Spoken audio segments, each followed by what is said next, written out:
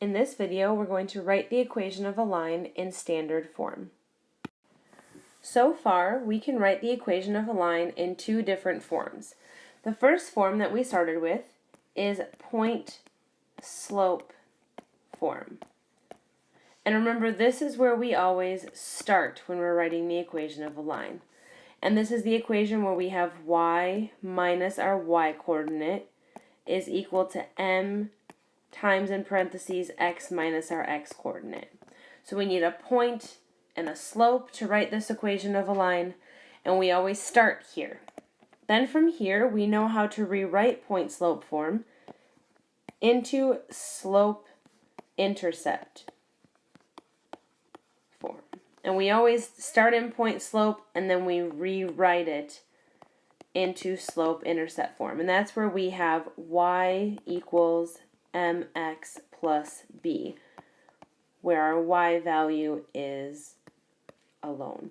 So what we're going to do today is we're going to learn about a third form of an equation of a line and talk about how we would write our equation of a line into that third form. So our third form of a line is called standard form. And a couple of key characteristics of standard form. I want you to first note that all of the variables, so we have our x's and our y's, our variables are together on one side of the equation. So you can see that on the left-hand side we have the coefficient of x times x plus the coefficient of y times y. So the variables are together on one side of the equation. On the other side of the equation, that constant value, so the number that has no variables, is all by itself. So in standard form, this is where we ultimately want to end up. We want to end up with the constant on one side of the equation by itself, and then we want all of the variables on the other side of the equation together. So in order to write the equation of a line into standard form, we're essentially going to take what we already know about writing the equation of lines and simply add one step to it. So what we're going to start with is we're still going to start in point-slope form. So what that means is we're going to need to find our slope and find a point if needed. So that's where we're going to start here. Then we're going to rewrite the equation into slope intercept form. And then once we've done that, we're going to take one more step and we're finally going to rewrite it into standard form, which is when we get our constant alone. So notice how similar the steps are from writing the equation for a slope intercept form equation or a point slope form equation. So here to start, we're going to find our slope if it's needed, which we can see we have 2 points. So I have x1, y1, x2, y2, so I can see that, yes, in fact, I do need to locate my slope. So here I have m equals, I have y2 minus y1 over x2 minus x1. So a lot of negatives going on here. So from here I'm going to utilize keep, change, change, keep, change, change. Negative 6 plus 9 is 3. Negative 1 plus 2 is 1. So I have a slope of 3 over 1, or 3. Then from here, I'm going to start by writing the equation of my line into point-slope form. So we always start here in point-slope form once we have a point and a slope. We need to pick a point to use. I'm going to pick this first point here. Remember, it does not matter which point you pick. So I'm going to start by writing it into point-slope form. So I have y minus my y-coordinate, which is negative 9, is equal to my slope, which is 3, times x minus my x-coordinate, which is negative 2. Here I'm going to utilize keep, change, change, keep, change, change. So my point-slope form is y plus 9 is equal to 3 times x in parentheses plus 2. So here I have my point-slope form. Then what I'm going to do from here is I'm going to rewrite that equation into slope intercept form. So I know that to start doing this, I need to distribute to get rid of those parentheses. So here I'm going to get y plus 9 is equal to 3x plus 6. And then in order to get it into slope-intercept form, I need y alone. So I'm going to subtract 9. So I have y is equal to 3x plus a negative 3. Then finally, to end, I want to end in standard form, which means my constant value with no variable is what I want by itself, which in this case is this negative 3. So there's no variable attached to it. I want to get it by itself. So essentially what we need to do is we need to undo this 3x here.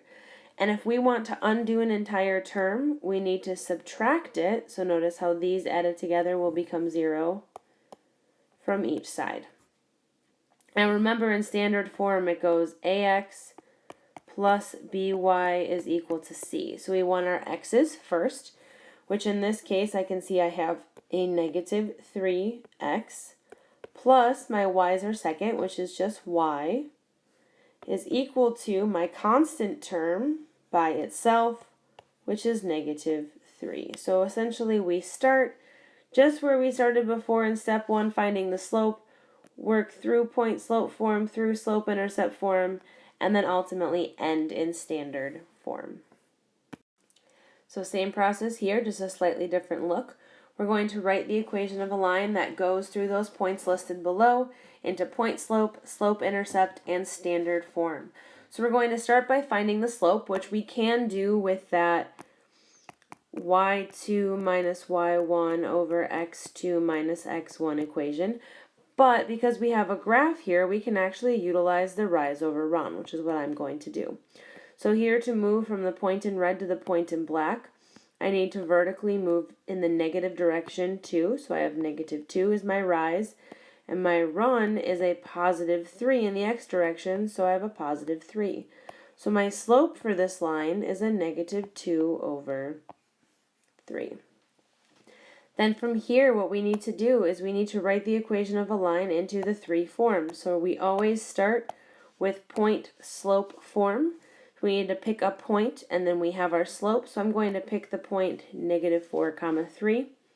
So here I have y minus my y coordinate of 3 is equal to my slope of negative 2/3 times x minus my x coordinate of negative 4.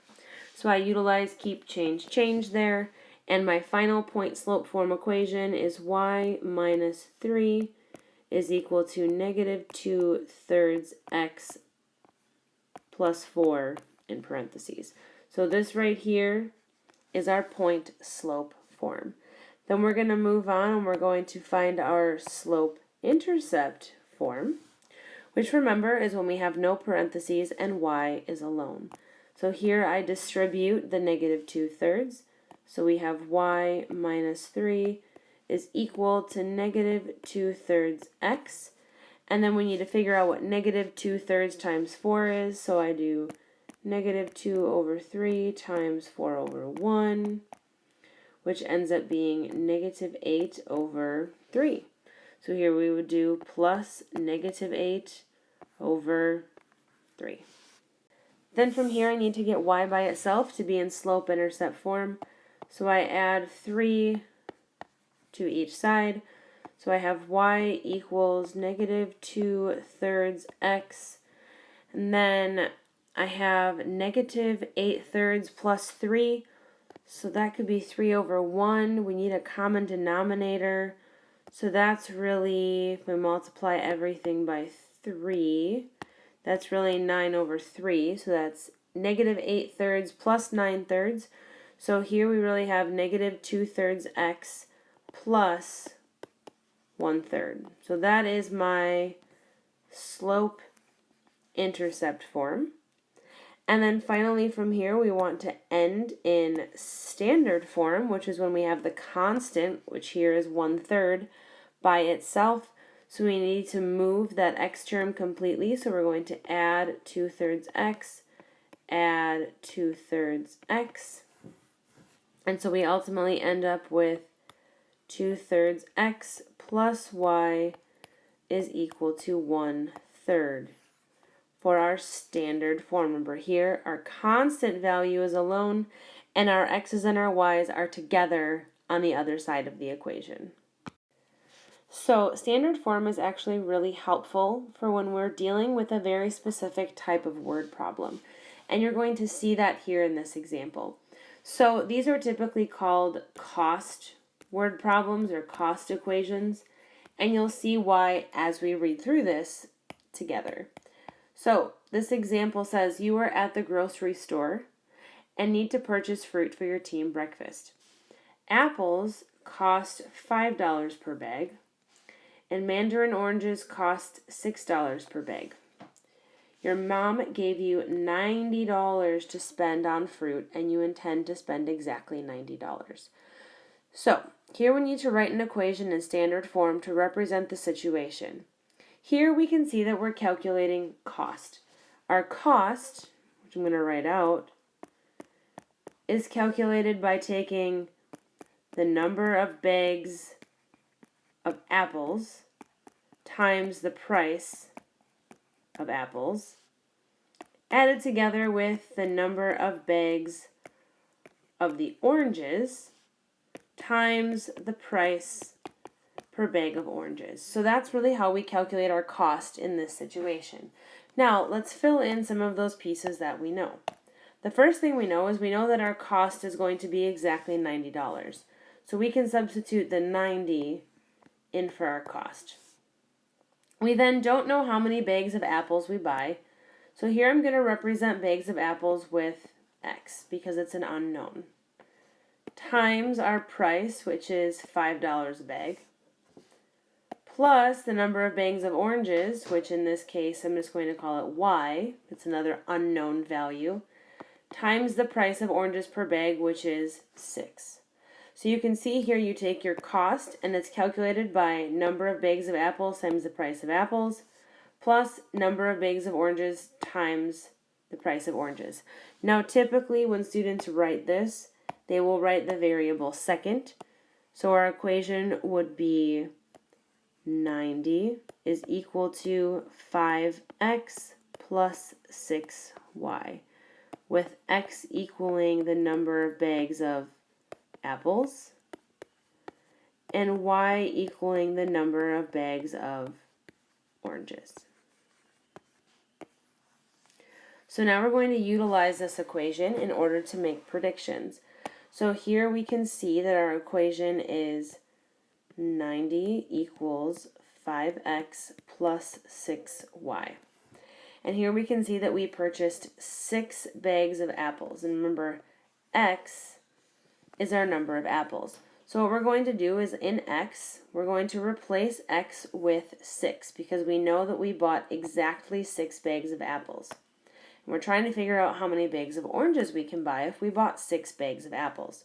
So here we have 90 is equal to 5 times the 6 plus 6y. Well, I know that 5 times 6 is equal to 30. So then I subtract 30, so I have 60 is equal to 6y. Divide both sides by 6. And I find that I have y is equal to 10 bags of, remember y is oranges. So essentially what I discovered is that if I buy 6 bags of apples, I can buy 10 bags of oranges. Now if I flip this around in part C, I'm starting with that same equation of 90 is equal to 5x plus 6y. But here in this problem, they're telling me something different. They're telling me we're purchasing 5 bags of oranges. Remember, oranges is our y variable, so we're going to substitute that value in for y and find how many bags of apples we can pair with that. So here we have 90 is equal to 5x plus 6 times 5. So 90 is equal to 5x plus 30. Subtract 30, subtract 30. Here we have 60 is equal to 5x divide by 5, and I find that when I buy 5 bags of oranges, I can actually buy 12 bags of apples. So standard form is great for these cost calculating equations where we have the cost is equal to, and then you have the number of that item times its price plus the number of another item times the other item's price.